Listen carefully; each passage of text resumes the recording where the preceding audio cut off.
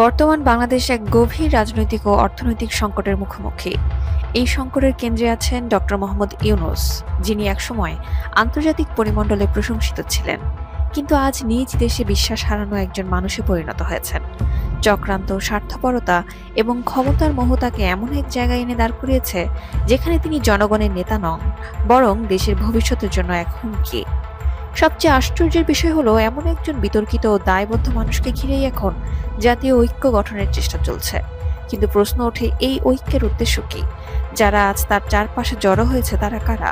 উত্তর সহজ: জামাত, মৌলবাদী গোষ্ঠী, দুর্নীতিবাজ ব্যবসায়ী এবং বিদেশি এজেন্ডার অনুগত একদল সুবিধাবাদী। ডক্টর ইউনূস সুযোগ পেয়ে কেবল ব্যর্থ হননি, বরং দেশ বিক্রির চেষ্টা করেছেন। প্রতিপক্ষ রাজনৈতিক শক্তিকে নির্মূল করতে গিয়ে রাষ্ট্রযন্ত্রকে ব্যবহার করেছেন হিংস্র অস্ত্র হিসেবে। দেশে জঙ্গিবাদ ও মৌলবাদকে প্রশ্রয় দিয়ে তিনি আন্তর্জাতিকভাবে বাংলাদেশের ভাবমূর্তি ধ্বংস করেছেন। আমাদের প্রিয় মাতৃভূমিকে উগ্রপন্থী রাষ্ট্র হিসেবে চিহ্নিত করতে একটি সুপরিকল্পিত ষড়যন্ত্রে নেতৃত্ব দিয়েছেন তিনি। দেশের অর্থনৈতিক অবস্থা যখন স্থিতিশীল ছিল, তখন তার ক্ষমতা গ্রহণের পরপরই দেখা যায় চরম অব্যবস্থাপনা, মুদ্রাস্ফীতি, বিনিয়োগ স্থবিরতা ও বৈদেশিক মুদ্রা রিজার্ভ পতন। অথচ এই পরিস্থিতিতে ইউনূস নিজেই কর ফাঁকি সংক্রান্ত ৬৬০ কোটি টাকার মামলা প্রত্যাহার করে নেন। সরকারি দায়িত্বে থেকেই তিনি নিজের নামে ডিজিটাল ওয়ালেট ব্যবসার লাইসেন্স নিয়েছেন জনশক্তি রপ্তানি লাইসেন্স, প্রতিষ্ঠা করেছেন নিজের বিশ্ববিদ্যালয়, এমনকি সরকারি জমি নিয়ে হাসপাতাল খুলেছেন। একজন সরকার প্রধান হয়ে এসব ব্যক্তিগত ও বাণিজ্যিক সুবিধা নেওয়া শুধু অসাংবিধানিক নয়, বরং তা জাতীয় বিশ্বাসের চরম অপমান। তার এই লোভ আর ক্ষমতার অপব্যবহারের ফলে দেশের প্রকৃত ব্যবসায়ী ও বিনিয়োগকারীরা ক্ষতিগ্রস্ত হয়েছেন, অর্থনীতি মুখ থুবড়ে পড়েছে।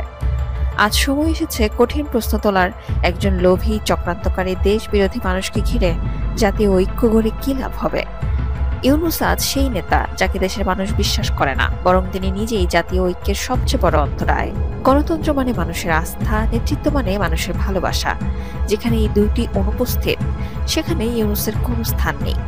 তার বিদায় শুধু সময়ের ব্যাপার নয়, বরং তা জাতির টিকে থাকার পূর্ব শর্ত। আসসালামু আলাইকুম। প্রতিদিন আপডেট নিউজ পেতে বাংলাদেশের চ্যানেলটা সাবস্ক্রাইব করুন, আমাকে সহযোগিতা করুন, আপনাদের ভিডিওটা আপনাদের কাছে পৌঁছে দিতে পারি। এর জন্য ইতিমধ্যেই জানেন আপনারা, সেন্ট মার্টিন আমাদের দ্বীপ, তা সত্ত্বেও কিন্তু আমরা সেন্ট মার্টিনে প্রবেশ করতে পারি না।